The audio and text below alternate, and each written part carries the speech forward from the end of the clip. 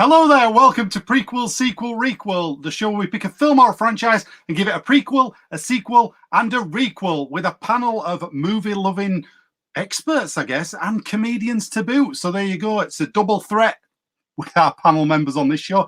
If you're watching, welcome. You're on Facebook, you're on YouTube, you're on Twitch even, all you gamers out there. So welcome to the show. Don't forget you can join in with your comments as we go. Tonight's film is a classic, AMELIE, bit of French fancy for you. Speaking of French fancies, we've got our first panel member. I'm making myself laugh introducing him this week. He's a regular panelist on here. His name's Eddie French, so you got the French connection there. Another little pun for you. There's loads of puns tonight. We're going crazy. Let's just bring him in. Hello. Bonjour. Bonjour. Bonjour. Je m'appelle Chris. J'habite. Mais oui. J'habite. Tu habites ton Jabba-le-Hut? Oui. Oh, Ça va? ça va bien, merci, et tout? Ah, bon appetit. Yeah. Bon appetit, monsieur. Ouais. I got an E in French class. I've just got to throw that in. Well, you're off your tits. E. You got an E. I I did very well in French in the first year of high school, and then when we were put into sets, like I was put in the top set for French, and I was nearly in tears because the French teacher was only speaking in French, and she was just talking and talking and talking, and I didn't understand a word of it. So clearly the 6 weeks off of like the summer holidays, just all French had left my head. And then like 2 weeks in, she was like, I think you're going to go and join this class over here. And I went into a class which my previous year's teacher was teaching. He was like, what the hell are you doing here? I go, I forgot French. Very good. He was like, Nice you were in the top set for a reason. I go, yeah, I know, and now I'm not. So I just live with it. And he couldn't stand me from then on. Oh dear. Little bit of a French chat there. Good. So what I'm saying is this was a massive trigger, this film. So I'm not well. I know, clearly. Nice. Right, let's bring our next panelist in tonight. Let's not mess about. Speaking of French, oral. I can't bring her in by that. That's stupid. Speaking of French letters. I was still thinking about French exams, and I only did well in my French oral, and I thought I was clever because I could speak a bit of French. I was like, and I did terrible on the written one. I was like, what? We've got to do a written one as well. Speaking of writing things down, They're two very different skills. But yeah. She is. It's your friend of mine. She's here every week. It's the one and only Natalie Smeaton. Hello. That was unbelievable. I cannot believe you just said that. Speaking of French knickers. Speaking when you blowjob. think you're something in your head, I mean, and then you say the wrong thing, and then you think you've got the perfect get in with Eddie there. He's got the perfect last name. Well, he hasn't put his last name up though, so it just says Eddie. So I look like a lunatic all night now. I'm just calling people everything under the sun. It's a good job. But you're not calling him a man of loose morals, essentially. What you've just called me. Although that accusation has been levied in the past. I think we've known each other long enough to make an oral joke now. We may have known each other long enough, but what on earth will the viewers think, Christopher? Right, as usual, I shouldn't wonder. I always forget we're actually broadcasting live. I just think it's a little chat. Yeah. Right then. Okay. Thanks. How's your week been? Do you know what? It's been a lovely week. Yeah, I've had a nice weekend. Yeah, it's been great. No scandal. I'm on holiday this week. Vive la France. Yeah. Vive la France. Bring me some. Vive la Révolution. Yeah. Get me to the boulangerie. I'm ready. So get me to the boulangerie on time. Right then. We will. French Cockneys like anyway, carry on. All right. I'm kidding. Right then, we got a special guest as always every week, and this week he's no stranger to this show before. He has done it. If I'm thinking correct, he's done this show 3 times already, maybe 2, maybe 3. What I think it's 2, isn't it? Isn't it 2? I think it's 3. I think it's 3. The live stream version. I think it might be 3 and then 1 in the old studio. Well, we'll find out. Let's ask him. Let's bring him in. He's a comedian. Yeah. He's a lovely guy. He's your friend of mine. It's Josh Wyatt. Hey! Oh, you're right. Were you in the recline position? Are you? Yeah, I thought I'd lift myself up like Alistair Black or something, but it didn't work out. It looked like you'd fallen off your chair, but it was fine. I know. I kept like poking my head out just to make you think I hadn't gone for a wee or something. Yeah, I didn't know what you were doing. I could see you in the green room as the call. Just some bit. Don't worry about it. How many times have you done the show before? You've done Home Alone. Yeah, Home Alone, because I had to think about this. I did Home Alone. I did Howard the Duck, under duress, I might add. Yeah, because didn't you want to do Hocus Pocus and you were gutted? I got roped in for Hocus Pocus. I've been saying to Chris I want to do Pacific Rim for many, many years now. Oh, yeah, and then we had some rimming jokes, didn't we? I remember. Yeah. But yeah. Didn't they make a sequel to that? There's a sequel. That's the only one. Right. Look, anyone in the Pacific Rim fandom knows that sequel doesn't count. All right. It's horrendous. I clearly know the wrong people. Yeah. Well, there you go. I don't know any of the PR fandom. Oh, there you go. So Home Alone, Howard the Duck. And Fifth Element as well. So this is Fifth Element, that's it. That was a good one. Yeah. Excellent. Yeah. Right then. Well, you got to pick the film as well for us tonight, Amelie, which I've got to say, I think everybody enjoyed watching this again. Yeah. Good stuff. Really nice film. If you haven't seen this film, watch it because it's great. And why are you watching this show if you haven't seen it? We'll have to help you. But we'll get there, I'm sure. Right then. So if you've joined us for the first time tonight, this is how the show works. Our lovely panel here are going to pitch a prequel, a sequel, and a requel in that order for Amelie. And after they pitch each one, the other panelists get to ask them a question to see if there's any holes in their plots. So what we like to do, first of all, I always like to read the DVD box out to you, how they sold this film back in the day. Let me get my little banners up there so people can comment. We've got one already. Is Josh trapped in Santa's grotto? Big T Moore. Hello, Big T. Thanks for watching. No, I'm not. This is just where I live. No. I'm living for it. This is the Wyatt boudoir. Yeah. I'm not trapped in Santa's grotto. I choose to be here. Santa's trapped in here with me. Yeah. It's Christmas every day, right there. It's time to sit on the lap every night. That's the house Roy Wood of Wizard dreamed of. But as many toys as you get to play with all day. That's nice. Right then. Exactly. Right, I'm going to read you the back of the box out then, the DVD box for Amelie. If those who haven't seen it, might give you a bit of a refresh. We'll tell you a bit more about it as we go as well. Are you ready for this one?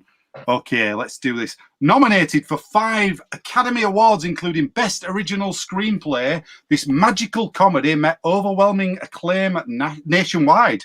A painfully shy waitress working at a tiny Paris cafe, Amelie makes a surprising discovery and sees her life drastically changed for the better.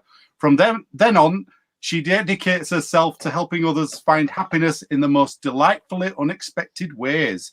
But will she have the courage to do for herself what she has done for others? Oh. Well, there you go. So that's the film. There's a load of characters in this film. I've written down the names just to remind myself, but we'll have to keep tabs on this and remind our viewers who's who as we go, because it's going to get complicated, this one. Because not only is there a lot of characters, they're all in French. Anyone would think it was a French film. Oh, I mean, bloody hell. They're all called things like saucisson.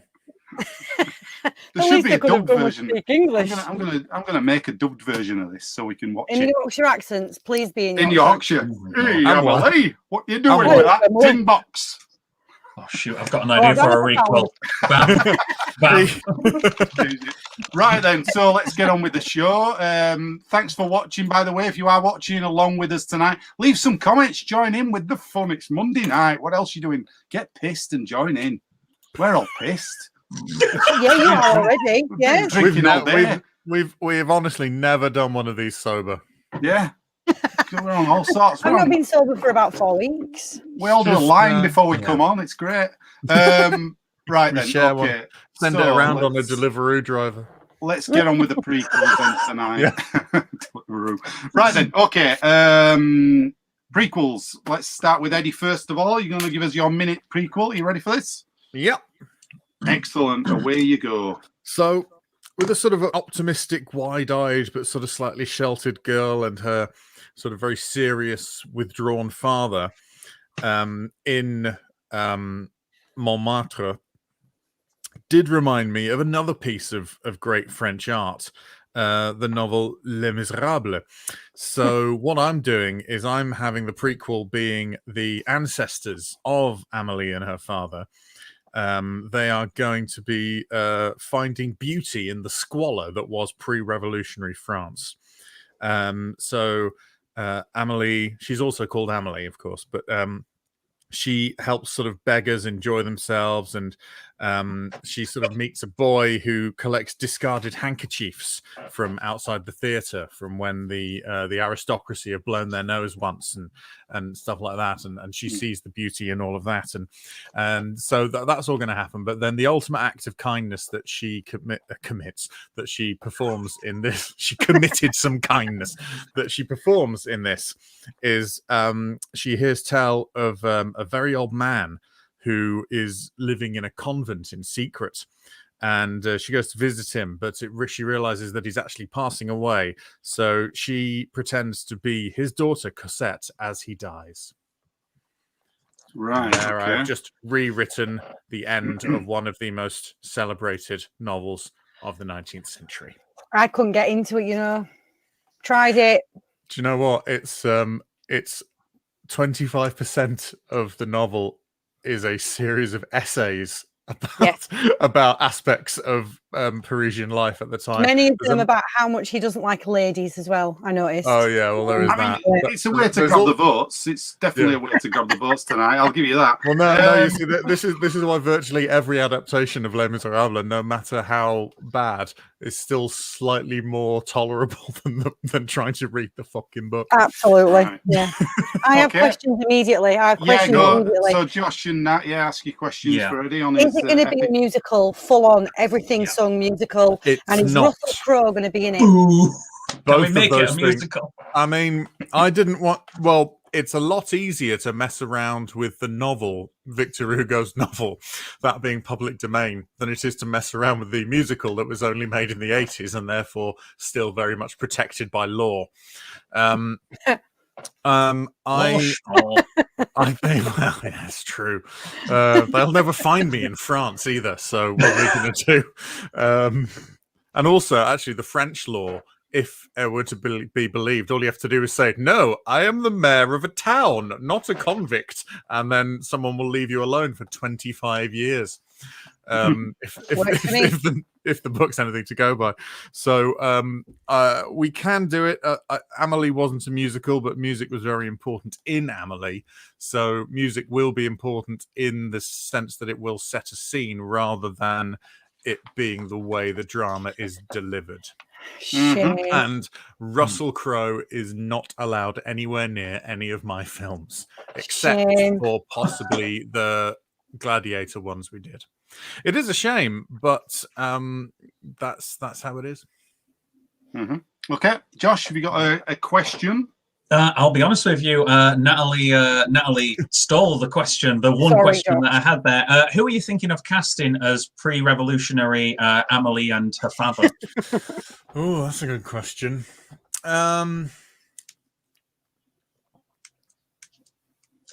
Doesn't have to be a French actor if that's what I don't think the microphone's working, Eddie, either that or he just stumped you. Yeah, he did. Yeah, because I'd given no thoughts to casting whatsoever. Wow, you got him. All this time, you've managed to silence him. Sure, okay. Jennifer Lawrence as Amelie's father.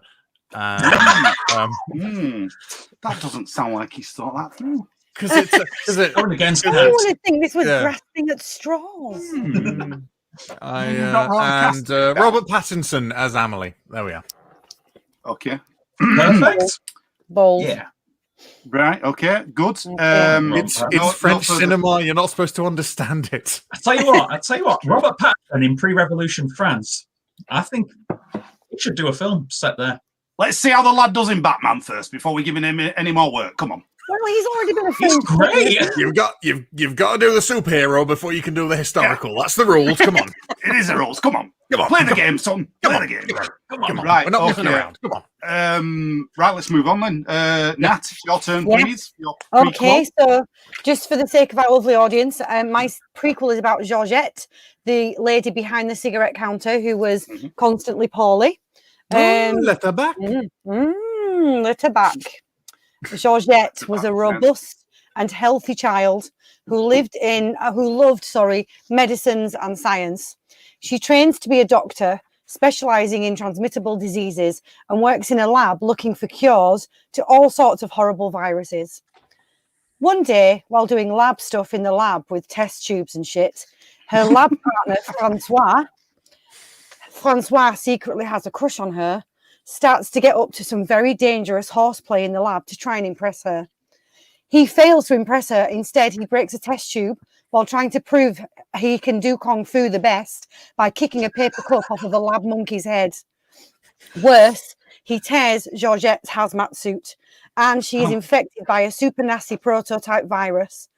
Just in time, Dustin Hoffman arrives, captures the monkey, saves Georgette and the world, but Georgette, scared by her experience, decides to get a job at a cigarette counter and becomes scared of every single sniffle that she has.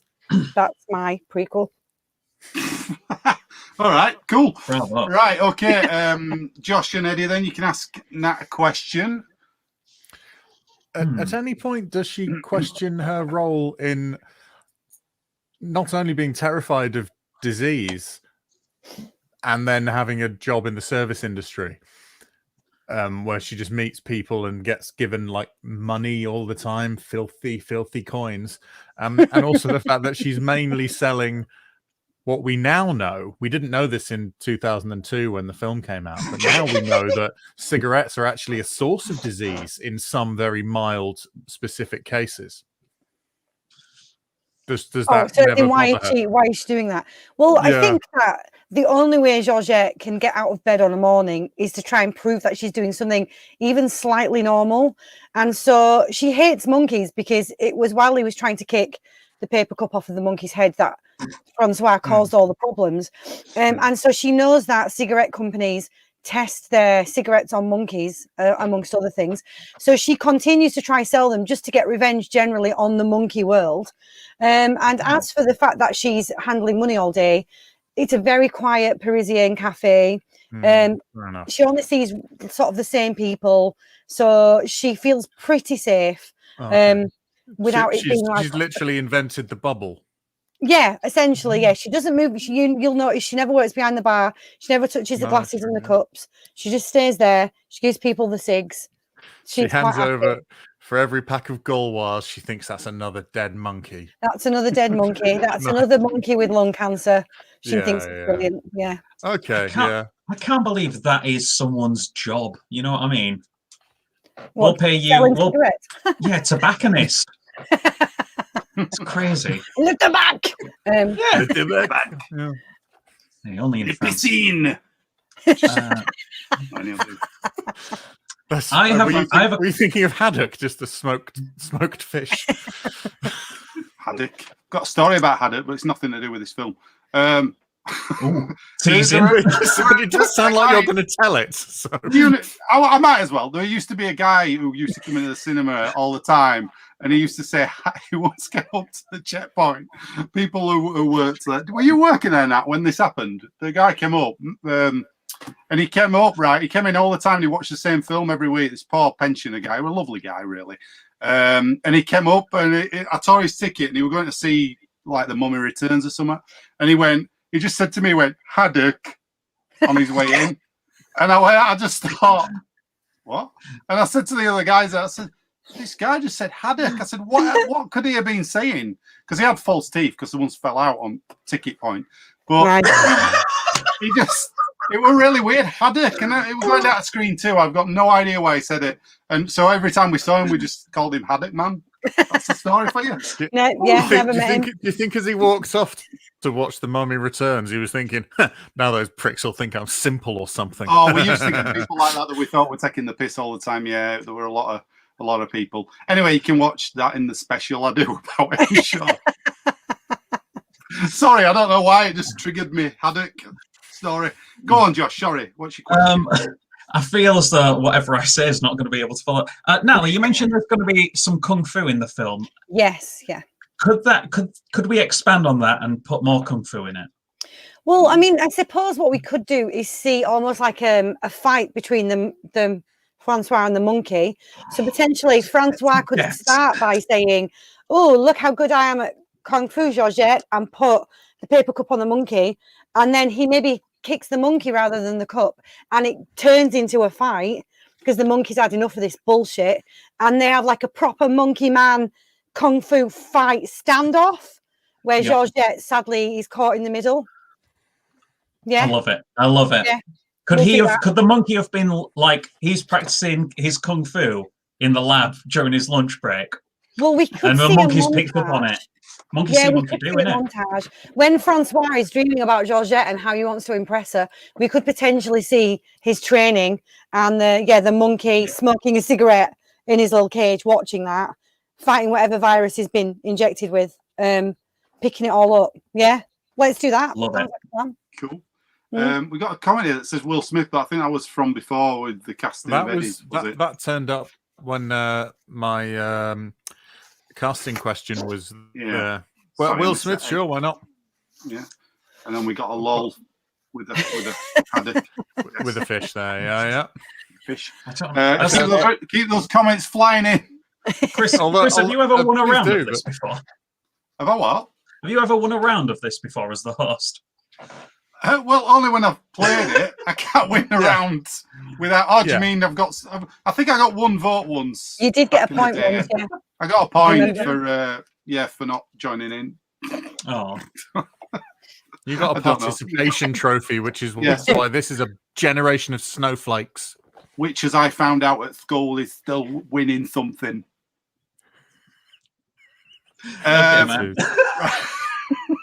Right, Josh, it's your turn for your prequel, please. Sorry, I won't bother putting a minute on the clock. Nobody gives a fuck anymore.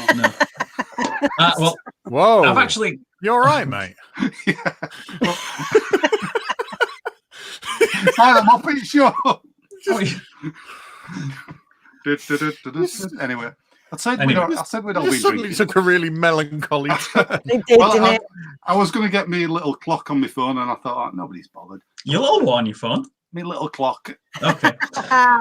Anyway, I've gone down the same route as Natalie here, where it's going into the backstory of one of the waitresses at the cafe. But I've gone with Suzanne, who is the owner of the cafe, who mentions that she is in the circus. So we're going to go back there. So we follow Suzanne when she was back in the circus, and we see her romance with the trapeze artist who let her go, quite literally, as it turns out. But instead of working out and love blossoming, easy for me to say, it's sort of because in Amelie, it's a relationship coming together, whereas I feel as though sort of under the lens of the Amelie style, seeing a relationship fall apart would be an interesting way to do it. And it culminates in the accident, of course. And it does end on a positive note. They do end friendly. And the ringleader is played by Mads Mikkelsen, because I like him. He is good. Yeah. Mads Mikkelsen. That's it. Yeah. That's cool. Okay. All right, then. Questions? And Nat and Eddie, go for it. Yeah, I want to know what is the trigger point to the breakdown of their romance? Do we see that? We do see that. What I'm sort of figuring out, it would sort of be sort of like because like I imagine in a relationship, if you're working and living together sort of at the same time, that would create an enormous amount of stress where, like, you know, tiny habits become enormous ones because of the vicinity all the time, you know. So it could just be sort of like the harsh touring circuit of the 80s French circus scene, maybe. I don't. Does he let her go on purpose? Is it to try kill her? I don't think so. I think it would just be a genuine accident, or it could be some sort of dramatic irony where, like, she really wanted him to, like, give her a massage or something, and he finally concedes, and he's got oily fingers for the trapeze Right. stunt, maybe some sort of dramatic irony to it or something. Okay. Yeah. Are there going to be clowns in this circus? Full shebang. Full shebang. It's going Are to make they the Greatest Showman look like the greatest shit show. And according to some people I've spoken to, it was. But Yeah. leading on from that, Does nobody like Greatest Showman? I liked Great Showman. Sorry, I had to just rescue my cat. I liked Great Showman. It Do you wasn't know that what? bad. I watched that and I was like, oh, I don't know about this. And I went, well, that was a treat. It wasn't that Well, bad. Yeah, I all haven't right. seen it. I've just heard a lot of people slag it, but the I've heard song lots about of it? people say it was a treat. I don't know. Hugh Jackman's got a right voice on him. Oh, hasn't he? Yeah. That was Oh, never we in know that dispute. from bloody Les Mis, don't we? Yeah. Oh, and that Oh, lovely song in the bar Bells. with all that choreography in the bar and the thing with the shots. Oh, hello. I'm Wasn't it thinking, all I'm thinking live, about, though? I'm I think thinking it's about 'cause it- Pete's Dragon now. I think it was because it was all lies. Yeah, I mean, it was, but I mean, all films, historical figures are, aren't they? Do you know what I mean? Pinch of Most salt. historical figures are a lie. That is true. Yeah. No, Right, you I was watch- going to ask. Watch Hamilton. Try. You can't forget. I love Hamilton, but half the people in it own slaves. Do you know what I mean? Just got to like. They didn't rap back then. It didn't rap back then. I'm They pretty sure that George Washington wasn't black. They did. but It was I'm gonna called go with it. old school. I mean, there's Sugar loads, Hill Gang invented rap. That you can't tell me anything otherwise. loads of films Sugar take Hill Gang liberties, don't invented there? rap Loads of just them. before the War Yeah. of Independence.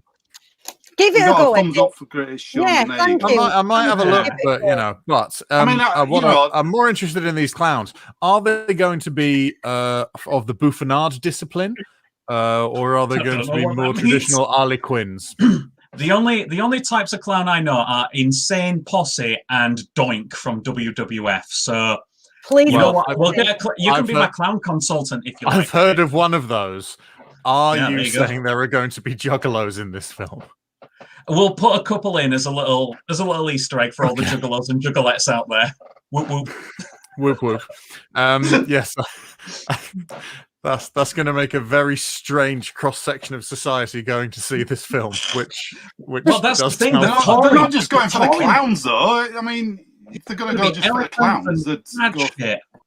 And they'll be going all around France. They'll go to like the big towns, you know, your Paris, your Monaco's, I think, and then like the little crappy rural towns as well. like Nice and Brest. Yeah.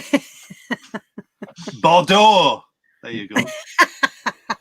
Champignon. Montpellier. Disneyland one. Paris. All the sites. All the sites. Birmingham. Good. Right, there's all the questions. Right, so we've come at the end of the prequels. Oh, it's exciting. Right, so this is the time where our audience watching can vote.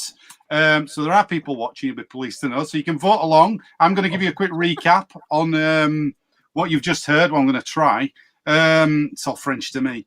So vote when you hear the one you want in the comments, and we'll tally it all up at the end. You all get a vote in the room, but you can't vote for your own. Here we go. So the prequels were Eddie's was basically a retelling of Les Miserables. Amelie and her father are ancestors from that thing. In pre-revolution France, Amelie helps people still, but her ultimate act of kindness. So you see montages are helping her and all that. Then the ultimate act of kindness, she pretends to be the daughter of A dying man. a dying man. Do you want to add anything to support your claim? 'Cause it's a bit. She pretends either to I be the didn't write daughter everything. of a man as he passes away. So she provides the comfort of him being with his daughter. All right, got you. rather than just going, "Hello, I'm going to take your money. I'm your daughter." It's not that. It's she's offering kindness to a man leaving. Play the what All it right. town. Cool. Robert Yeah, Pattinson voice. we got it. We got it. Right. That's my Nat's old prequel tattoo was impression. Hello, Georgette. Hang on a minute. Right. Nat's was Georgette's loved medicine and science. So she trained, it's back in the day, obviously. She trains to be a doctor in a lab. She meets the lab assistant or a lab guy, Francois, have a bit of horseplay, and he's testing out his kung fu moves. And he ends up He puts a cup on a monkey's head and he does a kung fu kick and smashes a test tube which contains a virus, an undisclosed virus, and tears Georgette's hazmat suit, so she gets infected. Then Dustin Hoffman comes in, saves the day, but she decides not to go with him. Yeah, she don't want to be a doctor anymore after that. She just gets a job in a cigarette counter in a cafe. Good. Okay, nice. Josh's prequel was it's about Suzanne, the owner of the cafe. It goes back to her days as a circus performer. She mentioned it in the original Amelie film. She's got a romance with a trapeze artist. So instead of like in Amelie, you see the stories blossom. This is showing how it falls apart, their romance. And the ringmaster is played by Mads Mikkelsen as well. Throwing that in there. Okay, so you can vote in the comments. Got a couple of votes already. We'll vote in the room while waiting for them to come in. Vote on your favourites. What do you think? What's everybody think? I'm going to vote for Josh because I like Mads Mikkelsen, and I think circus, French cinema and circuses seem to fit in the same sort of aesthetic section of my mind, so I think that would work. Formidable. Moulin Rouge. Moulin Rouge. I'll What's be back that, in Moulin Rouge. I was going to say Roxanne, but what's it based on? De Bergerac. What's it? What? Moulin Rouge was based on Bergerac. No, Cyrano de Bergerac. that's it. Cyrano de Bergerac. Yeah, Oh. Gérard Depardieu. Yeah. Asterix. I'm just naming French stuff. It don't matter. Right. Asterix. Do you know Asterix Park's more popular than Disneyland in France? Anyway, right. Yeah, obviously. Vote for Josh there from Eddie. What else we got? I'm gonna repay the favor. I'm gonna vote for Eddie because I there's not too many films. I want more films set in pre-revolutionary France. That's an interesting time period. It's true. Yeah. Let's do that. And also, I mean, the ending. That's gonna bring a little tear to your eye. That, isn't it? Do you know what? I was going to vote for you, Josh, but I think Nat's monkey doing kung fu with a guy swung it for me. So Yeah. you've got the vote, Nat, there. Don't get me wrong. It was a Thank you. close. It was a photo finish in my mind. It was, yeah. I Yeah. do like Mads Mikkelsen, though. He nearly had me there. Sometimes all it takes is an actor. And you got me. I mean, A monkey, it would have been, a monkey and one a of the cast from Police scientist. Academy I'd have been in. A monkey and a scientist doing kung fu with each other is arguably the most Amelie prequel there could be. Yeah, I reckon. I think I'm going to go for Some- Josh. some- though. You're going to go for Josh, I yeah? like Cool. a bit of a circus. Yeah, I like the circus. Hello, cat. Like the circus idea. I'd love to see what Le happens to Chat Suzanne. Noir. Yeah. Cool. Right, let's go to the votes online. We've got them in. We've got them in. They're flying in tonight.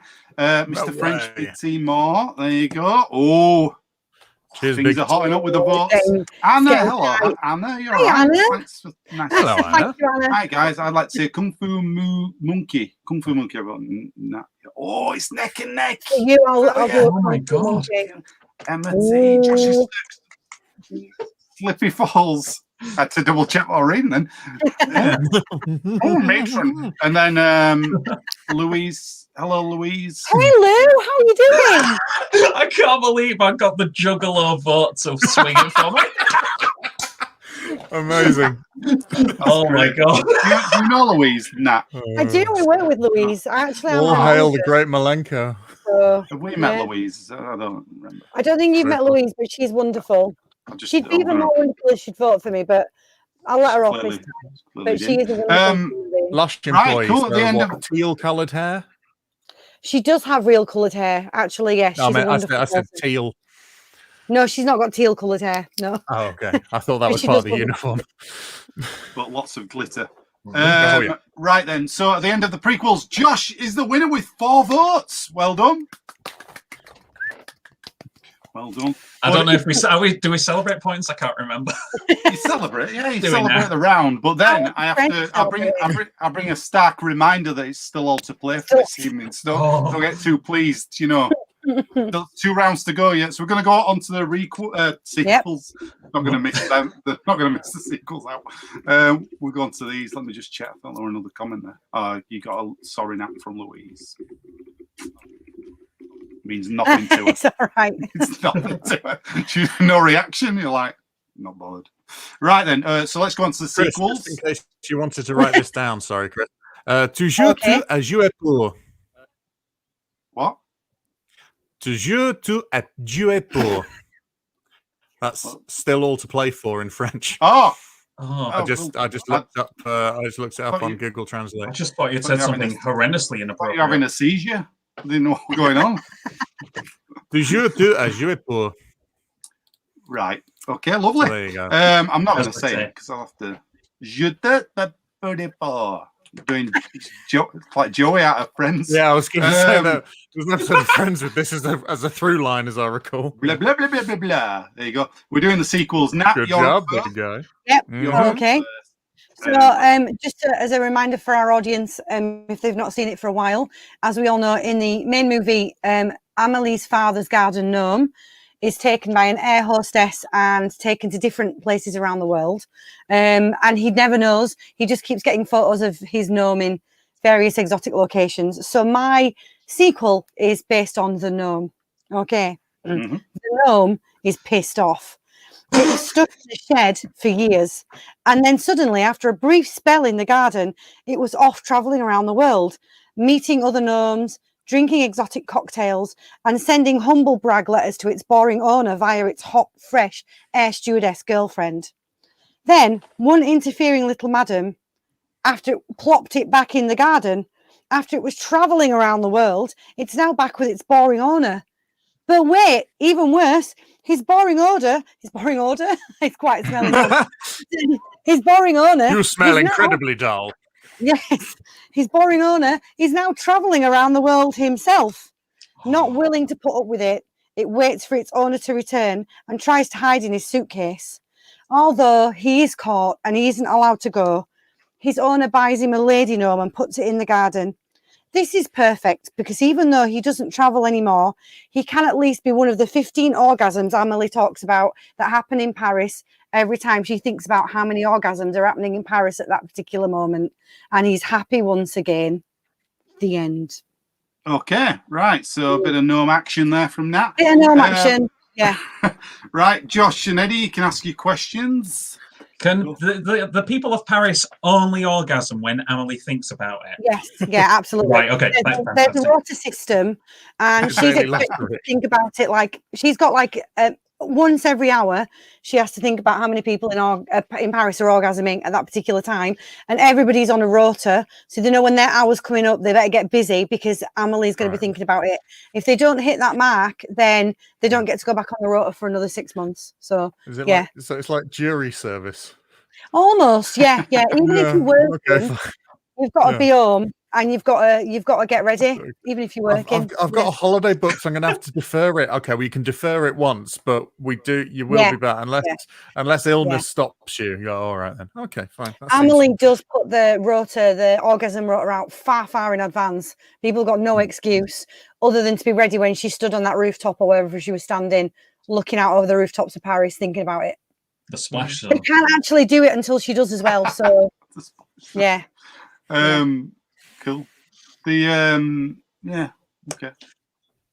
Are we Very naughty little montage in that film, I might say. Yeah, it is. Yeah, it was a very cheeky montage. There's some really good visuals in this. So we've got to say it's a really well crafted film. Oh yeah. It's beautiful, isn't it? Yeah. Yeah. Was it 4 or 5 Academy Awards it had on the back of the box? 5 Did you say? Academy. 5. 5 nominated. Five nominations. Oh, nominated. Don't think It didn't. Did it Should've win? I don't think it Should've won won. any. Sadly, I think it got a BAFTA or 2, and it got a lot of French awards and stuff like that. But, yeah, it's a remarkably well put together thing. And it does have very European moments of sort of like amusing sex that's still titillating and amusing, and not gratuitous in a way that European cinema manages to pull Not off to very you, well. maybe.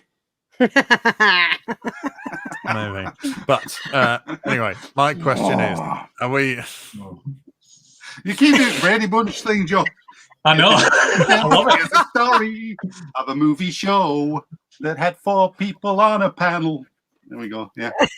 That's annoying thing is, the I intro can't- we need. The annoying thing is, can't see you when I'm looking up. I know. You just see your You'd be looking right up his nose. Do you really want that? Did anybody Not have in any this more world. questions? Yes, Eddie I does, was but going we to ask a don't question. Go on then. What? How do we get what the gnome is telling? Is there a narration? Is there a sort of an inner monologue, or do we Yes, have like? Do we? It's an inner monologue rather than because It's in just Amelie like we've got a wonderful narrator. Yeah, it's Yeah. the same narrator. He's going to come back Oh, and okay. tell us like very cute, whimsical facts about the bee that just went past and the postman who just delivered the letter, and then the person next door, and then we get to the gnome. You know, like they do in the film. All right then. Yeah. Sure. We got, So look, we got a does the question gnome- here. does the- from- Oh. Of course, lady gnomes have beards. Everyone knows this. Yeah, Just you lady don't gnomes know have where. beards. You don't Where know they hide their secrets and their baby gnomes. Oh. Yeah, you know, But like they're like frogs can marsupials. sometimes hide their babies in their mouth. Yeah, baby yeah. gnomes are hidden in the beard. I Yeah. didn't know about that. Oh, you just reminded me. Didn't know There's about that Rob. thing at the start of this where she's born, isn't she? And it just gives her like a massive shot of a baby's head coming out of the. drowning. Oh, lid. yeah. Yeah. I'm like, Yeah. Didn't know- It's pretty didn't know if I intense. needed to see that. It's in it just enough to be like kind of like, oh, but you immediately forget about it. Yeah, you do. Yeah, I just Good. remembered It's that. very What the well flashback. done. It is very well done. Yeah. Right. Well, That's from, all- from the guy who brought you delicatessen, of course, which is Yeah. So Right then, Josh, it's your turn next. Go on, Mix it up a Josh. bit. Mix it up a What? bit. fucking have it, Josh. Oh my god. Go on. French, my son. give us some good Amelie. Go Well, on. well, speaking of that particular accent, we're doing a heist movie. Right, Oh so yeah. 15 years after the events of Amelie, after Amelie listens to an NPR podcast about the wealth gap in Monaco, and after going to cinemas to see an old version of Robin Hood, she gets the idea to steal from the rich and give to the poor by robbing the Monte Carlo casino during the Monaco Grand Prix. Ah. Nino goes along with it because he's a gloit. So they go to Monaco, they scope out the place as a fancy couple, and they make plans. And after a few failed plans, montage, Amelie gets close enough to the head of security to do her weird flirting thing. Turns out they're getting a fancy new custom sofa to put in the vault waiting room. They track down the carpenter making the sofa, and after checking it out, Amelie is hid in the sofa, and the sofa goes to the vault. Nino, I thought it was called Nico for a while, but Nino has to disguise himself as a race driver as a distraction. Yeah, remember the GP? So he steals a race suit for the only French driver at the race, and he orchestrates the car to crash just outside of the casino, so he can angrily walk into the casino and have a drink and cause a big scene, like Mika Hakkinen did in Monaco. Amelie crawls out of the sofa, opens up the vault, and there's a post-it note with a code on the door. Once she's inside the casino vault, Amelie is really annoyed to find that all the money is actually pressed onto 10 platinum coins, each worth 1 billion euros. So she takes them and she gets out, causing a small fire to the sofa, and they throw it in the bin. And then she crawls out with the bin. They take the train home, and Amelie gives one of the coins, the billion euro coins, to the homeless man at the train station who doesn't work on Sundays. Wow. Okie doke. So that's that. Cool. Very good. Eddie and Nat, you can ask Josh a question about his epic. Oh, that was very, very precise and concise and full, wasn't it? It was very good. Yeah. Just FYI, Lupin is available on Netflix. Speaking of French heist media. Yes, it's good that. I watched it. It was fun. Yes, that was a lot more Lupin than it was Amelie, to my mind. But I just wondered if this whole heist and the high-speed chase and the cars and everything, is it going to be done to the same sort of rather relaxed accordion score? Right, okay, so there's accordion score throughout it, but when it's heist time, it's The Chain by Fleetwood Mac. We've got dubstep. It's going to be everything you want in an action movie. Wow. And then we'll just go back to the for the end credits. Yeah. I have a question. Okay. So obviously we're going to see a crash, which can't be a bad crash because Nino's got to get out and get all blustery and have a drink and everything. Will we see other horrible, nearly fatal car crashes in the Monaco Grand Prix just because it's a Grand Prix and, you know, they do that? Is there going to be explosions? Is there going to be wheels flying off and decapitating people? I reckon the sort of the crashes, there will be a big crash, but it won't involve the French driver. I feel as though the French driver would just be like, you know, a tire puncture or something minor where he just, or like an end mechanical failure where he just pulls up on the side of the road. Very similar to the oh no, what was it? Kimi Räikkönen, not Mika Häkkinen. Kimi Räikkönen incident that happened in Monaco where his car had a mechanical failure. And he was walking down the big tunnel at Monaco, and then cuts back to the race. And then it cuts back to Kimi Räikkönen shirtless having a drink on his yacht instead of going to the pit lane, which I think is just the biggest like a boss moment you could possibly have. So, yeah, it'll be like that, but there'll be an old switcheroo in there. Okay. I can't feel too bad for him because he already owned a yacht. So how bad is his day going to be, really? You've got to see this footage. He looks like, you know, when George Michael in Arrested Development walks around with his head down like that. It's like that, but it's like a sad Stig walking around Monte Carlo. It's really funny. Bonus point. Do you know what music plays when he's doing that in Arrested Development? Do you know what the music's from? Oh, bonus point. I've never done this before. I'm going to give somebody a bonus point. Wow. You're not. Do you not know? He goes, dee, dee, dee, dee, dee, dee, dee, dee. Do you know what I mean? That bit. I haven't a clue. Is it? Oh, hang on. It'll be from a film score, won't it? It's from Charlie Brown. It's from Snoopy, Charlie Brown. The Christmas Charlie Brown at Christmas. Whatever the fuck it's called. Charlie Brown. Charlie Brown's Christmas package. I don't know what. I don't. That's definitely not what it's called. Charlie Brown Isn't it called a Charlie Brown Christmas? Charlie Brown Christmas, yeah. Charlie Brown's Christmas. Charlie Brown's stocking of Christmas fun. Get out. That's what it's called. Right. Snoopy's Christmas cracker.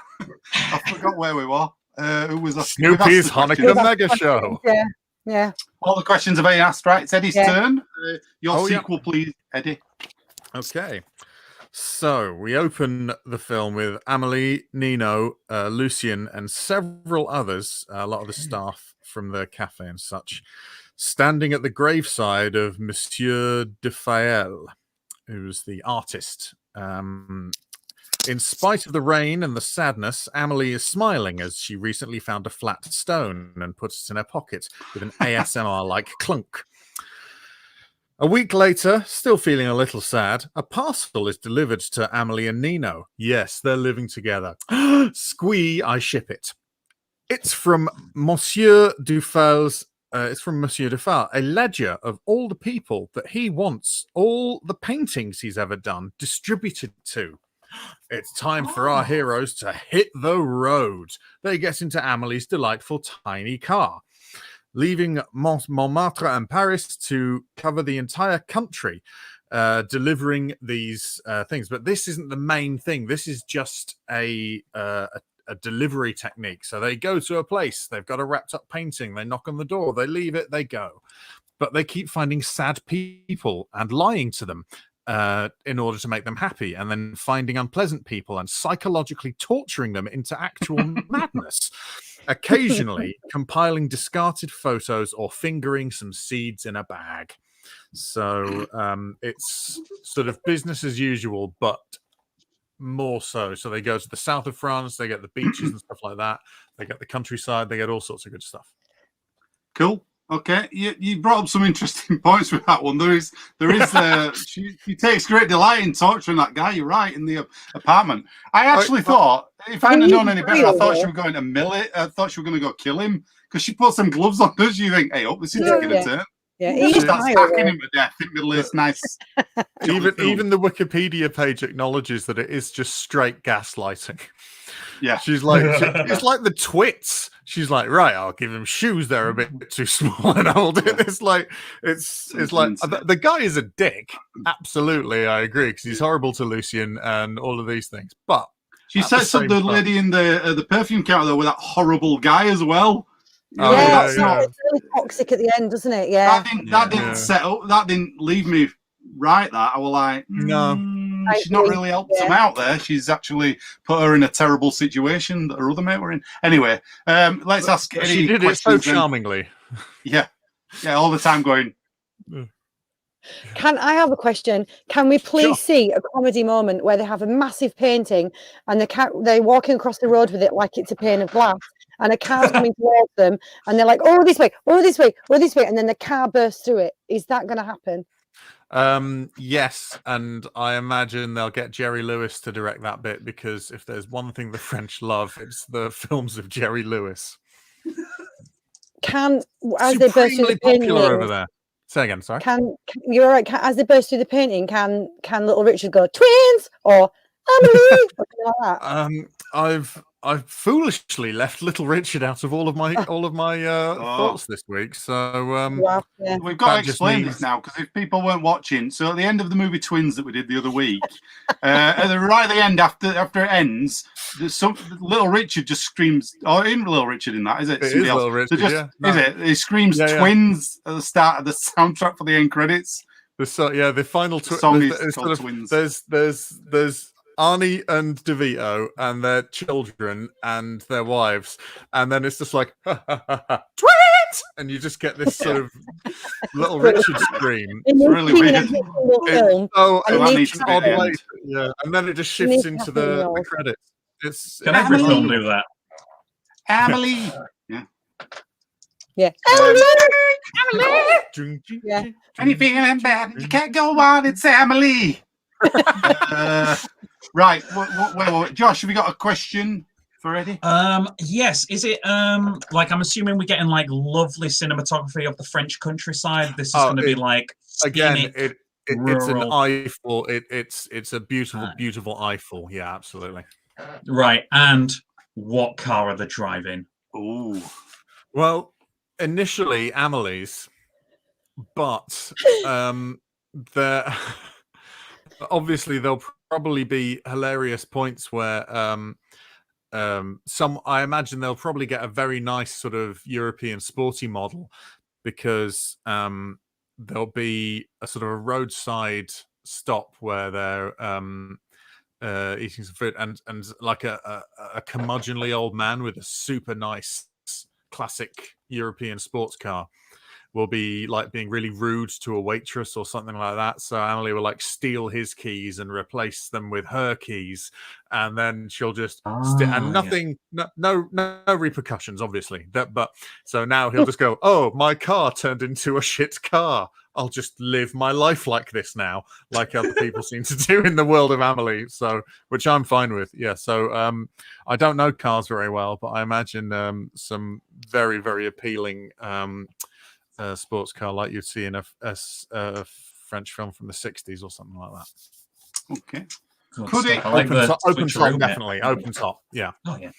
Could it cross over with Mr. Bean's Holiday? Oh, that would be so good. I mean, Easter egg, yeah. He loves I France, don't doesn't see why not. He does. Is Bean and Amelie too much chaos for one No, film? no, I think that's. I just think you need to double. I think you have to double down, don't you, with the sequel? You got to go bigger. Well, Go bigger that's or why go home. that's why I went nationwide rather than just the Parisian region of Montmartre. I thought I'll go for the entire country, because France is a really big bit of land. I always forget how huge France is compared to the UK. It's like 3 times the size of the UK. So, big old chunk of place. Right then. Okay, cool. That's all the sequels done then. So if you're playing along online, you can vote now for your winner of this round. I'm going to give you a quick recap though, so don't go too fast before you've heard these recaps. Right, here we go. Sequels. Nats was basically the gnome who was in the film. He's pissed off. His owner went travelling without him, so he comes back, the owner. And the gnome tries to hide in his suitcase, but he can't do it. The owner goes, "Oh, you can't do that." But he does. He brings him a lady gnome, puts in the garden with him. So, here we go. Okay. Bit of gnome time, bit of gnome action. And the gnome is counted as one of the 15 orgasms that Amelie can detect, or whatever the hell it is, or make happen. I don't know. Yeah. Use the force to make them happen. I don't know what she's doing. It's weird though. Okay. Josh's was a heist movie. It's 15 years later.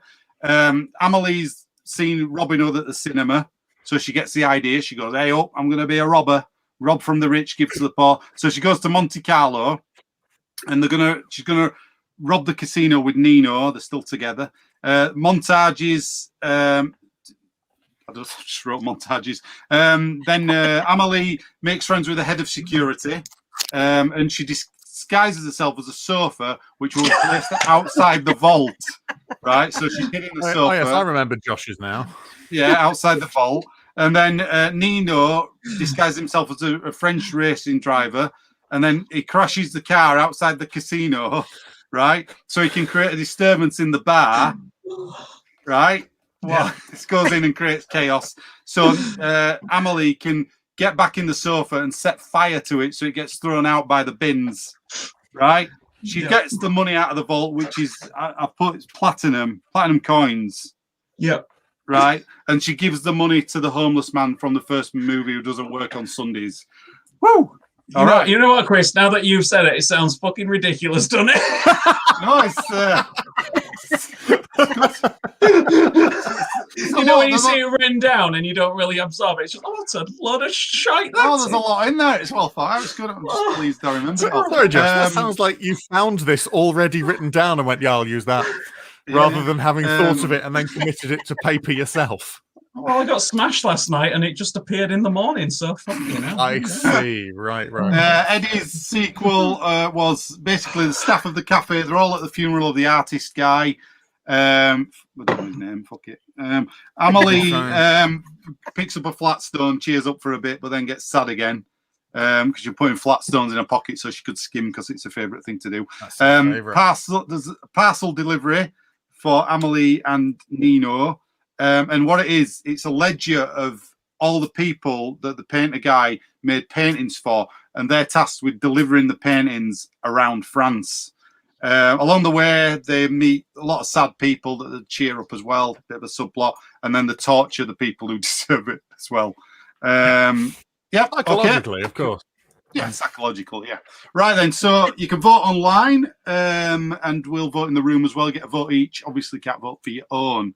I'm torn with two of these. Gotta say, I'm torn. I'm gonna go with Natalie's this round. Yeah, I like the idea of sort of seeing more of Amelie's dad as well. Obviously, it's not the main focus there as well. Plus, pissed off gnome, lady gnome at the end. Hey, it's gonna be grand. Thank you. Yeah, I'm gonna go for Nats as well. I think because we got a bit of globe trotting in there, so some there's all glamorous places. So that sounds nice too. Thank you. Mm-hmm. I think I'm going to go this time just because I quite like the idea of it being delivering paintings and all sorts of shenanigans. I'm going to go with Eddie this time. Mm-hmm. Yeah, especially if Mr. Bean makes an appearance. Oh, yeah. Well, he's not been ruled out, but we'll have to talk to Rowan Atkinson because he's big money these days. Yeah. Right. I'm gonna vote for Eddie's as well. It's tricky, that one. I was on the edge with two of them. But the idea of the paintings and the ledger, I think it would make a good sequel. That, and you know me, sometimes if it's going to be a good sequel, that would fit in with it. I do like a good sequel. So you got me with that. It would work in that world, and it make complete sense because that was an unfinished story as well in the film.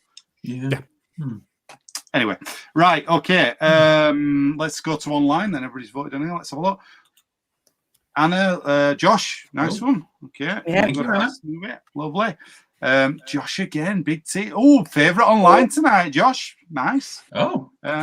Longest the action internet's scene. Favourite Josh Wyatt. Accordion dubstep. Oh, that's good. Internet's favourite. Cool. Pissed off gnomes, Nat. I thought we would like to know, actually. Yeah. This is so close. This is so close. Eddie's painting shenanigans. Not making it any less close. Is there any more to vote? We've got people watching here. There could be another vote. I'm going to close it down. 5. You could decide. 3, 2, 1. The voting's closed. Sorry. Oh, will contestants still be charged? Yeah. Don't ring in. You will be charged. Right then, let's have a look. Right then, Eddie and Nat joint tied on that one now. Oh, Wow. It was very close. We're only like a vote in Josh's there as well. It'd have been 3 as well. Right, so Eddie and Nat have jointly won that round. So it's still all to play for this evening. Oh my God. Still all to play for. I can't stress how much to play for it still is tonight. Just going into the recalls now. Let's get in. That means. So hang on. Who won the first round? I beg your pardon. Josh. So we So all whoever- have 1 point. Whoever wins this just flat out wins. It's like a Mexican standoff, kind of. It so Think is. about Wow, it. goodness me. Yeah. It's seldom. I mean, you could argue the case because you Seldom, both just won one. That don't really count as Shut a up, pure. shut win. up, Lon. I mean, look in the rule Stop the book. guns on you, boy. It doesn't actually class as a pure win if you're joint winners in the round. There's no words in that book. It cancels itself out, so you haven't really won one. Only Josh is a real winner so far as we go into the requels. Right then. I think I'll find that your rules hold as much water as a female-led reboot. That's Eddie French's opinion there, on Prequel. That is Sequel, my real Requel. opinion. We And take my no real voice. responsibility for any of the views. That is how I think, feel, and live. We'll all get cancelled, don't everybody's cancelled. Everything's cancelled. No. Even this show would get cancelled if we get the wrong person. Someone would have to Fuck 'em, watch it fuck 'em. first. Try and cancel us. Go on, I dare you. Oh, we could really use the He publicity. does Please not don't reflect cancel us. that. Yeah. Somebody say something really controversial. Eddie just did, actually. I think all Yeah, as cancel a culture character, people thanks. are wankers. There you go. That'll get us loads of people moaning now. No, what that I will don't do know is what your end get- goal here is, Chris. I don't know. Keep going. Get people enraged to watch the Chris- show. That's what we're trying to do. Chris, you don't get cancelled by slagging off cancel culture. By slagging off cancel culture, you just get like far right nutcases going, "These are people that we are friends with now," and that's really, really Oh. upsetting. So, yeah. We'll think of an angle then for next time. Right then, we will. Right then. We'll just get on with the show, shall we? Right, it's Requel 10. Went a bit weird, that, didn't it? I'll be honest. Well, but I It's- quite and liked it. It was my fault. Amelie Requels. Let's do this. Josh, you going first this time? Okay, so going a bit out there, guys. Going a bit out what? there. More out there than a heist. Oh yeah, we're going cray All cray out with there this and one. non-sex. Let the man speak. Damn it! You're right, you're right, No, you're like right, them you're right, vamp. you're right. I've got nothing. Right. Okay. So you know how they're taking movies from the past and making them into TV shows now. Psycho, Bates Motel, others. What's the other one? Hannibal. Speaking of Mads Mikkelsen, eh? So we're going to take the two windmills and we're going to make a good old-fashioned American sitcom from the 90s. You've got Suzanne, former circus performer. You've got the hypochondriac. You've got the waitress who, for some reason, cracks bones, and it's never addressed in the film as to why. You've got Amelie, naive, wants to do good. You've got the creepy man. You've got the failed writer. And what's that? Second set. We've got Nino at Palace Video is what it's called. We've got Ava and Samantha, who is the one who I had to look up on Wikipedia. But you've got a setting. You've got the characters. We can run this bad boy for 7 seasons and 26 episodes each. Wow, that is a strong case. That's good. And when you hit 100, that's syndication. That's money for life, my friend. Well, Right. we're getting that Jerry Seinfeld paycheck. Oh, Nice. big Don't banging get all the married way to because the otherwise bank. that'll be cut in half and you'll be on Larry David money. Know what? Like, I mean, but they need what sayings have come out of this? I'll just, as an example, how you doing? Oh What- yeah, catchphrases. Yeah. Yeah, All right. Oh yeah, so it is. So, Will there be a Um, haircut? Will there be a haircut? Will there be a what? Sorry, a haircut. Yeah, Probably. everybody got the Jennifer Aniston hair. Yes, Amelie is the first person, because this is set in New York, 97, by the way. Mhm. That's in the notes for some reason, but there we go. Yeah, Amelie becomes the first person in the city to get an undercut. Okay, and catchphrase. It's mind-blowing. Oh, catchphrase. How is this? How is this short yet feminine hair on a woman? I don't understand. Yeah, I don't know. I don't That know about kind of catchphrases. vibe. What's a good? What's a good sitcom catchphrase? So for somebody who we'll does good? work with Friends then. So you've got, like Eddie says, what do you say? Sava. Sava. So that could be the Joey. What does he say? That's- Joey goes, That's how you doing, isn't it? how I you mean, doing? Yeah. That's So literally how you doing. Well, yeah, we'll help him out. Sava. And then you've got Chandler who always goes, Could this be any more of a lame Yeah. idea? yeah, Oh oh my God. Georgette, Oh my Georgette, God. she's the hypochondriac.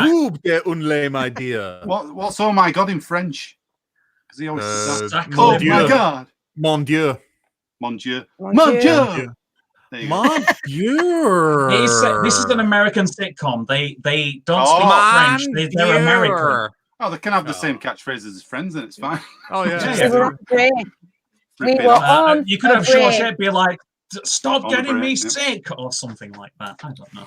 Yeah. I'm going All to right. have to phone the doctor. I don't know why she's got that accent, but I don't know. We can work with it. I'll have to phone the doctor. Chuckles. Right. Okay. Question. Any more questions for Josh then? Please say Are we no. going to have I'll Be There For You on the accordion? Yes, that's going to be the end credits song. That'll be Oh, wait. it's catchy. We could have we could have a Friends reunion in our sitcom. Oh. Just Well, saying. just Oh. one day in the two windmills, just 6 Hang on. Americans. I want an outside location from you. That's what I want. You've got your Palace video. You got your 2 windmills. I want an outside location. The canal in New York, the Hudson. She skims stones in the Hudson. All right. Stones in the Hudson. All right. Yeah, there you go. That's her favorite thing. Fine, Hudson fine. River. Hudson River. That's fine. Or is there It's a canal now, son. It's a canal. Does this mean that Canal. that whoever are the 2 that own a chicken and a duck, instead of like looking after the duck, do they just like force feed it until its liver bursts? What, Fragua the duck? Foie gras the duck, yeah. I mean, Yeah. or that, or they just call the duck foie gras is like a funny little bit of dark comedy. Yeah, like I've got a cat called Schrodinger. Yeah, that's Yeah. That kind of. Yeah, we'll have a duck. okay. Yeah, we'll have a duck called Fragua. Yeah, we'll do that. Yeah. Cool. And then, We'll have a dog called Pavlo. Poulet the chicken and stuff like that. Yeah. Yeah. Right. Okay. Eddie, it's It's your a French turn. themed cafe. But Oh, It's a French thing. All right, Eddie, Yes. your Requel then. Your Okay. reboot or remake or remaster. I should have said that at the start of the round. it plays on Yeah. PS5 now. Well, Amelie has a very Hang on. sort of- One sec. Sorry. I better do this. Josh, will you have nods to Tintin in your show?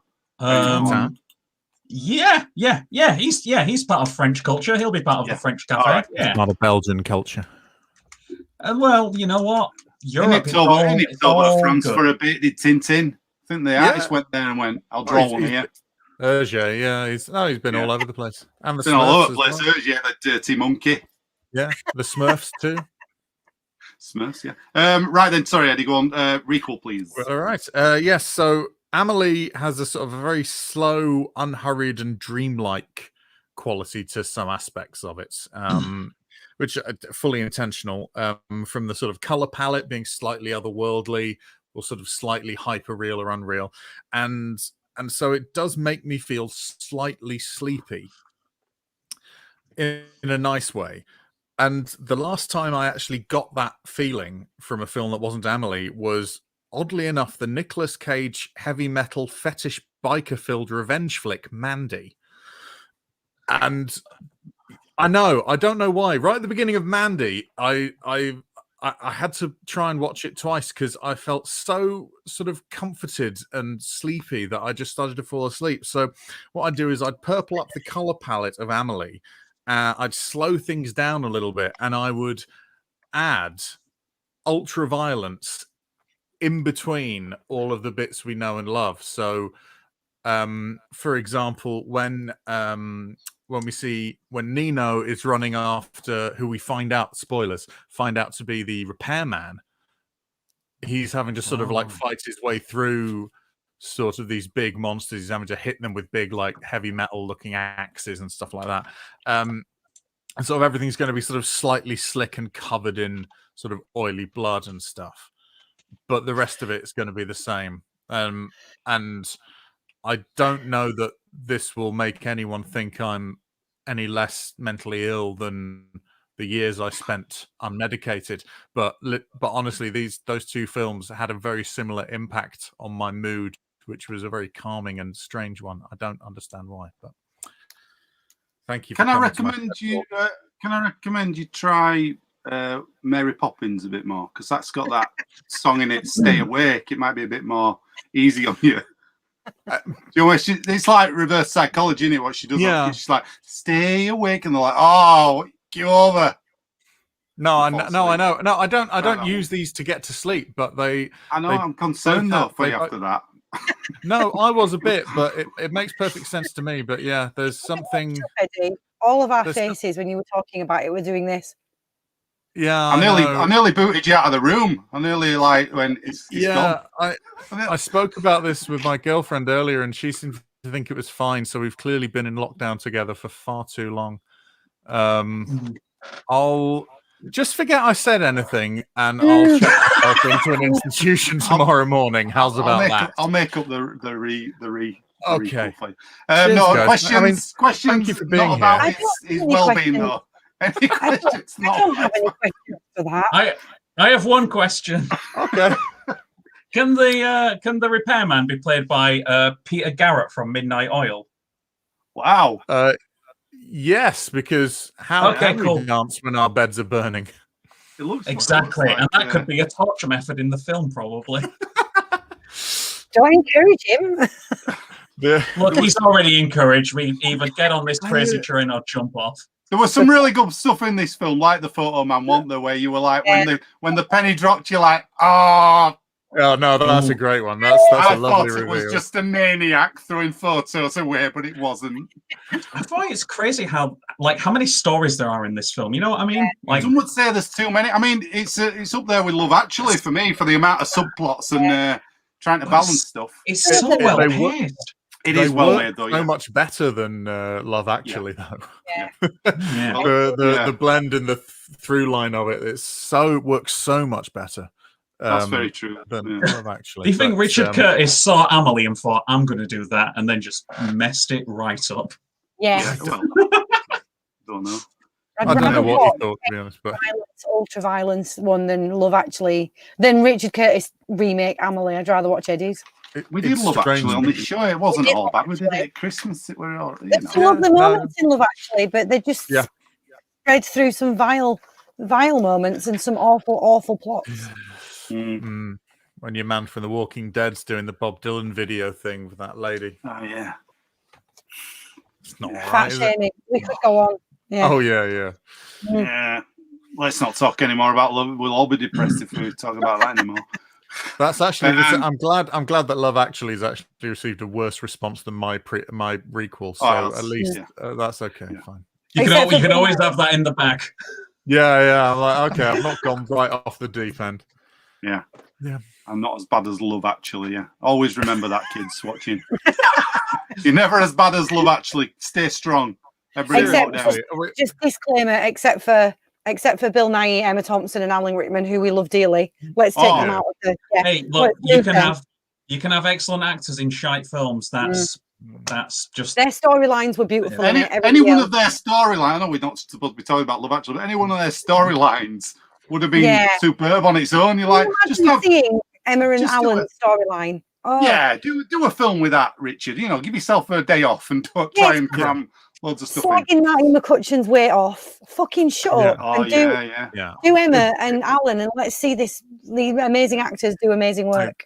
I think it is pertinent because this film, oddly enough, is the closest to Love Actually of all the films that we've done, in the sense of the multiple storylines, the interconnected sort of plots and stuff like that. It's a strange thing to say, but this is a very successful version of that because, you know, you sort of, when it comes back to it and you suddenly go, well, the red shoes, because the guy that repairman's got the red shoes on, you're like, wait a minute, red shoes are important. And then it all comes back. But yeah. The reveal on that is very, very good. It's like Sherlock levels of, I'm an idiot. Well, it was clearly apparent. Jojo Rabbit as well. Like the way they reveal who's hanging with that. Red shoes. Oh, yeah. Red shoes. Is the shoe. Don't worry. No spoilers. I didn't say any names. I didn't say any names. There's no spoilers, but yeah, they used shoes very well in Jojo Rabbit as well. Sorry, I do want to see that. Sorry. All right, let's keep going. Nat, it's your turn for your requel. Okay. Before we spoil everything, before we start talking about WandaVision. Yeah, don't tell Josh about the elephants in Jojo Rabbit. Oh, and the Tyrannosaurus. The Nazis had elephants. Who are they? The bit where it steps on Hitler's face. Oh no! Oh, Chris. Speaking of Jojo Rabbit, look who's just popped up in the comments. Sadie, hello. Sadie. I was talking to Sadie earlier. Spoiler: she's on next week's show. Wonderful. There you go. Don't say oops. You don't have to say oops. Oops or anything. Don't know what you're saying oops for. Thanks for watching, Sadie. We'll see you next week on this very channel. This very show. Right. Where were we? I'll try and be well by then. Yes. Yeah. We'll replace you, Eddie. Don't worry. We'll replace you. Thank you. It's a beautiful film. We all understand this. We all know it's gorgeous. And so if I have to change it, then I'm going to have to change it radically because there's no point in changing it a bit. I can't make it any better. I think it's beautiful. So I'm going to turn it into a horror movie. So as we know, Amelie... it's a great idea when she does it. Yes, brilliant idea when I do it. I do, thank you. As we know, Emily dropped the lid off of her whatever toiletry she was using when she hears about Lady Di, and it dislodges the tile, and she discovers the box in the bathroom wall. Well, this box in my remake is cursed, and when she removes it from the hole behind the tile, she removes it from the protective magic that was surrounding it, and she reawakens the curse.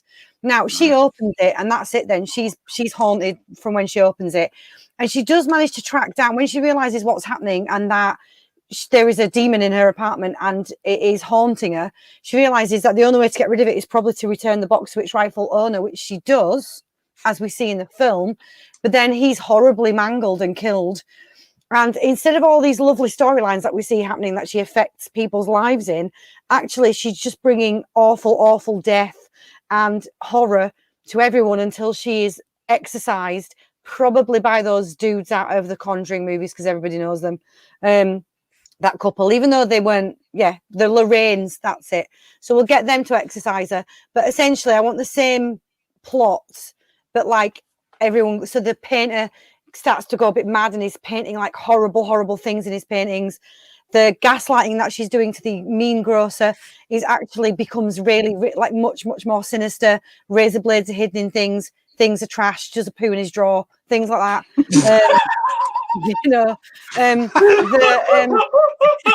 That's not exorcist levels, is that it? That demonic thing of taking a crap in somebody's doing drawer. And when she's at the cafe, sorry, go on. pops one out.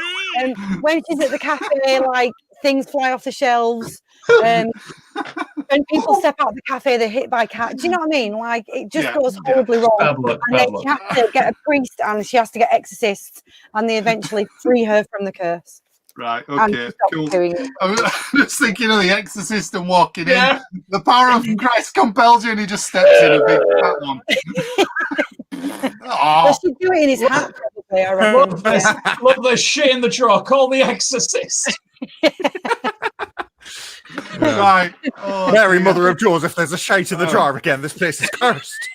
Oh, the Spiderwick Chronicles-esque, but darker. Oh, yeah, there you go. And a little higher as well. Higher. Right then, cool. Okay, so questions for Nat then, please. Eddie and Josh. This is just a sort of a general question to everyone. Was anyone else have their fingers crossed slightly that when she pulled out the box, it was going to be the box from the Hellraiser films? That sort of like puzzle box that sort of brings like the Hell Priest through and all that stuff. But given that it wasn't, that's fine. So is this more of a sort of Pandora's box thing? And is it that because I thought that she was maybe going to have to go around exercising all the people that she just normally helps, but she's not.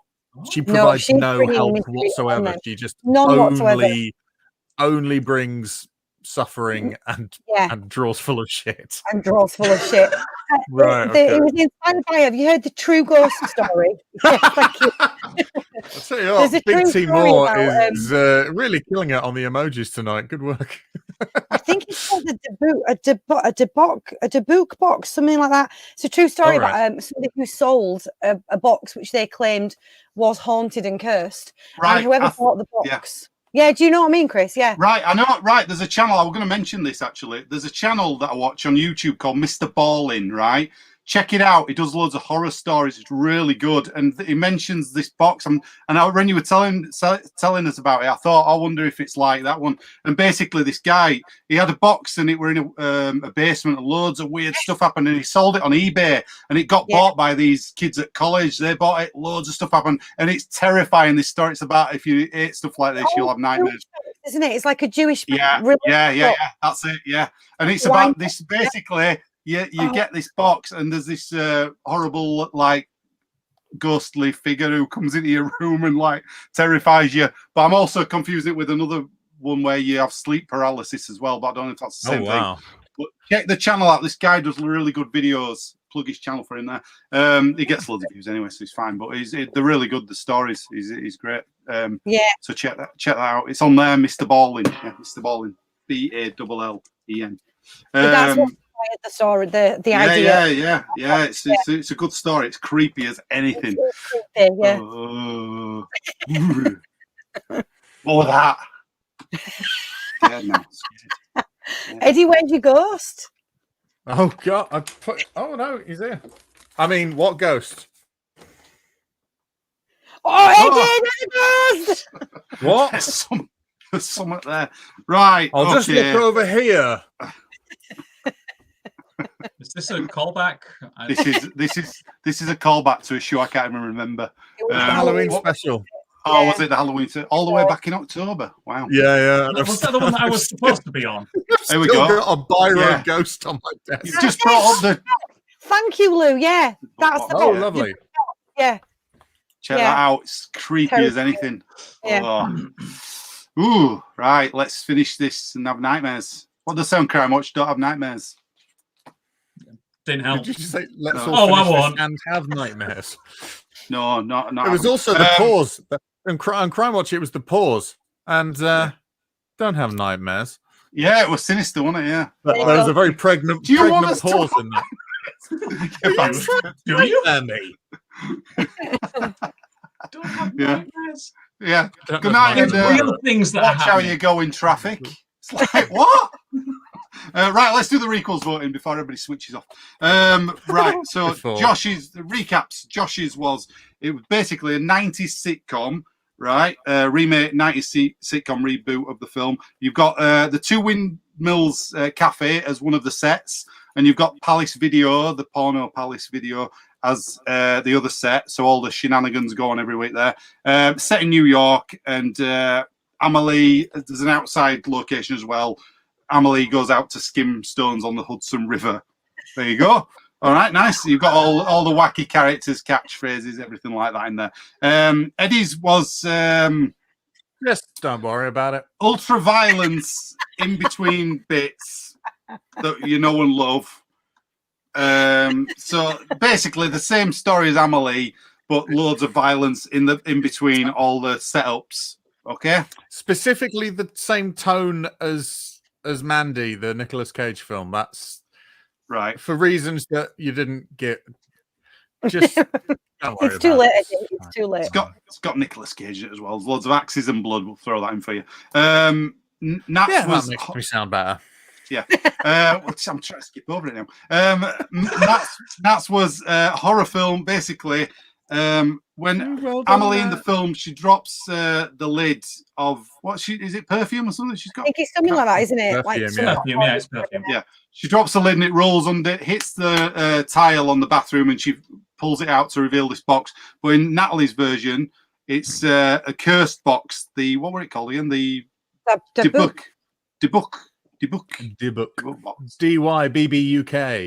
Debuk, yeah. Yeah. I thought it was called the Divix box, but I might be wrong. Anyway, That DivX is a player that you used to have on computers. It's DivX. It is, Grandad. Yeah.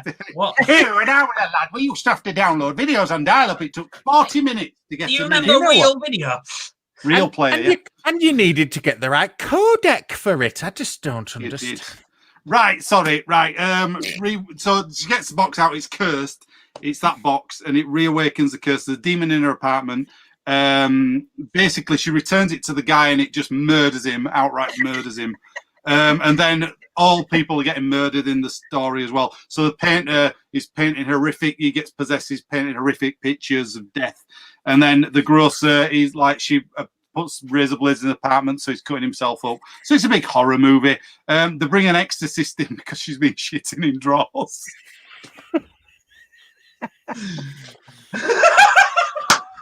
And I'm the disgrace. And you're the monster. Yeah, apparently. The visual of somebody taking a shit in a chest of drawers is just. Does she sublime. take the drawer out and No, then no, like she doesn't do that on the floor, or does she just open it and perch? Pulls out the No, second it one. was That's just It was perfume. She opens it and she purchases. She's possessed. She could levitate over it if she wants, frankly. No, that's true. She could, yeah. There's a head spin round while she's taking it. With beans. It stops. It stops when she's finished. That's how you know when the demons stop pooing. The head stops spinning. Important safety tip. Thanks, Egon. All right. Good God. Right. Okay. Well, I forgot what we're fucking doing now. We've lost it. Right, let's vote. We're going to vote. Let's vote. We got votes online. Okay. So vote online if you're watching. Some people have already voted. Keep voting. We'll vote in the room. What are you going for? I'm straight away. I'm going for Nats. Yes, so am I. Yeah, Nats. Yeah. That's Okay, a right. clean That's sweep on easy. that. Yep. All right. Thank you very much. Clean Thank you. sweep. Yeah. I did like yours, Josh. So the sitcom idea, I did like that. I like the idea because it seemed to fit in. To be honest with you, like it's not really Yeah, that effort. was Like all of those characters are just. If you'd have had an episode where Amelie or Rachel, as we're going to call her, shat in a drawer, we'd have had it. We'd have voted for it. That could be an episode. That could be. What's an the episode. deal with the shit in the drawer? Yeah, Somebody's taking a shit in the peep show thing. It could be a thing. yeah, it could have been. Could have been. Anyway. Right. Okay. Well, I'm going to vote for Josh because I'd love to see Amelie as a 1990s Yeah. / early 2000s sitcom. Yeah. Sitcom. you. Cool. Right. Let's have a look what we've got Josh, would there be online. loads of like sort of really uncomfortable homophobia that you don't really enjoy, like when you watch it, like Right, even okay. maybe a year after the episode came out, and you go, "Oh, There will be, but it will be. We'll play it for laughs, oh, thank goodness." Right. and then it's never done again. Okay. Let's have a look at votes. Anna, poo in the drawer. You've got everybody with this poo in the drawer, tell you. Sometimes it's the simple thing, isn't it? That people will look at this. There's literally Please, 4 please. references in the comments to this. Yeah. Here we go. Yeah. Oh Well, dear. Thanks, friends. It's got all about the poo. And it's a clean sweep Clean. here. Literally, you're Not wiping clean up. at all. You're wiping up. Clean white. Wiping Yeah. up. Clean white. Well, with an absolute clean sweep there. Nat, That's good. you've won that round. You've got Thanks very 7 much. Possibly by the there. largest margin that anyone has won any of Oh, these yeah. episodes with. Who'd have No, thought it? Everyone. Yeah. Be shitting Who'd in a have drawer. thought that would? Who would thought that would have won? So, Nat, you're our overall winner tonight. You've won the Thanks very entire much. show. Give her a round of applause, everybody. Give Thank her a you, round Kat. of applause. Well Thank done. you. Thank you, Lovely everybody. stuff there. for- Funny. Enjoyed that. Right then, so let's say a few thank yous before we finish the night off. Thank you, obviously, to Josh for coming in and being Yeah, our lovely thanks, guest Josh. again. Oh, Thank you so much Thank you. for coming tonight. Yeah, man. Have you got anything you'd like to plug? Just the usual Off Your Chest podcast available on all. Oh, congratulations on launching you guys' podcast as well. I had a listen. Very Oh, good thank stuff. Thank you. But this is my plug, so forget what I Cool. just said. Yeah. I mean, you're wasting your Totally time understand. mentioning us, to be honest. You can go like anything else. Off Your Chest podcast is available now on all podcast platforms. I'm going to recommence my streaming career in. Oh, Oh, Are you?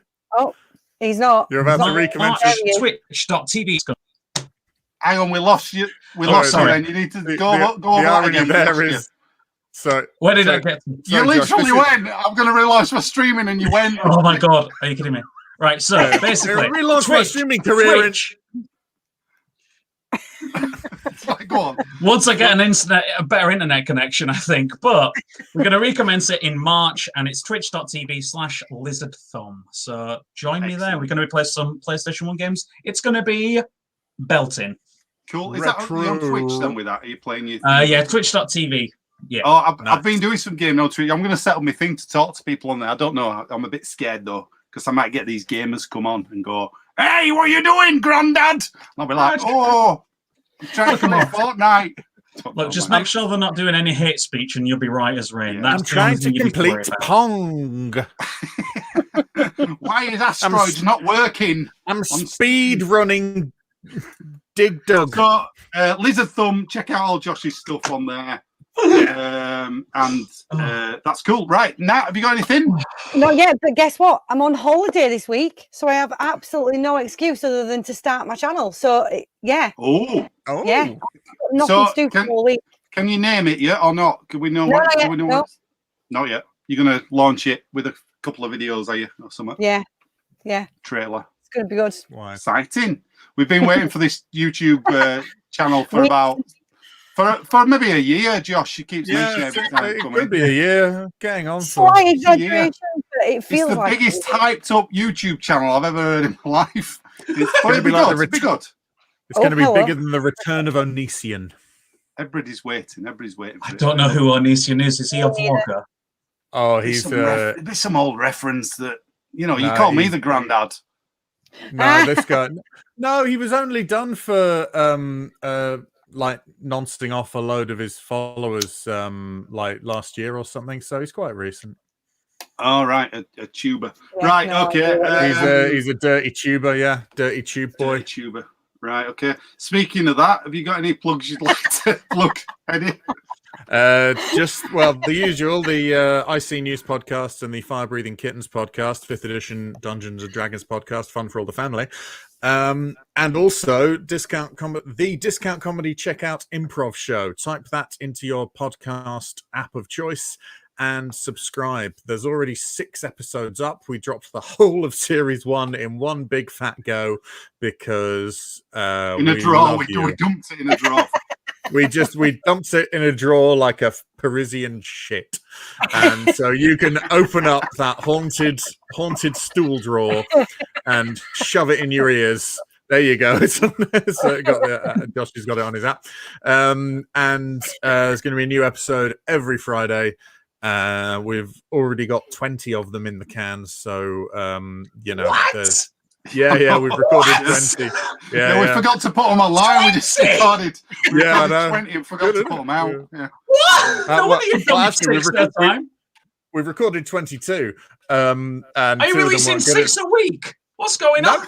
No. Face just 1 a week yourself, from now man. on. No, we recorded 22. Yeah. 2 of them didn't come out to the standard we wanted, so they're in the bin. Or we'll just put them out. Everyone's gold, you're supposed to say. Yeah. No, it's all right. Or if we get desperate, we might put out the crap ones and just call them best ofs, or unseen footage or whatever.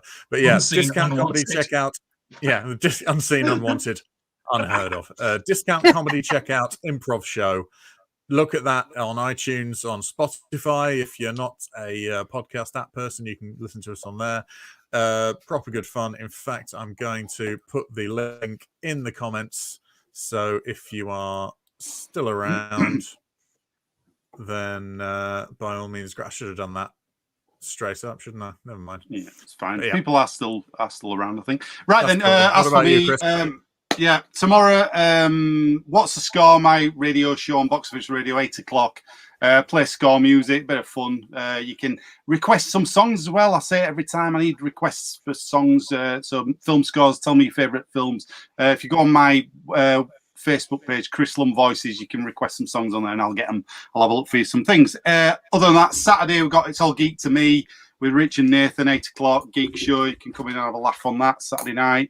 Then we're back next week for more prequel, sequel, requel. Sadie Wilde, as you saw earlier, is going to be our guest, and we're doing the film Soul, Disney Pixar. Oh, I'm so lovely. excited So to see that. actually a newer one rather than all these old. I've yet old to watch classics. it, so I'm excited about that because I do want I've to heard see it it. makes you cry. That's Yeah. next week, and I've actually lined up the film after. I'm very prepared What? this week. What are we doing the after? week, No way. the week after that, we're doing Stir Crazy with Gene Wilder and Richard Pryor. I haven't seen that for years. Yeah, cool. Oh. And Catherine Young will be our guest for that one. There you go. So, right then. Other than that, thanks again to Josh for coming in. Thanks a lot, mate. Appreciate you coming in. We'll have you back on if you'd like to. Pacific Rim. For God's sake, I want Pacific Rim. It's a lot of toilet humour tonight. Right, we'll get you back on. We'll try. You just had a request, Chris. Oh, I'll have a look where that. Oh, Big team. right, I'll have a look. There we go. If you want to subscribe to on whatever platform you're watching us on, then you'll find out when we're next on, and it'll be all useful. And yes, there is the there's the anchor. But it's there. It's there in the comments. Have a look and join us there. Cool. Right then, on behalf of all of us, thanks for watching, everybody. Thanks for joining us on Facebook, YouTube, and Twitch tonight. You've been lovely. Thanks for all the comments and voting, joining in. We really enjoy you being on here with us. So thanks a lot. We'll see you again next time, 8 o'clock next Monday night for another show. Thank you very much and good night.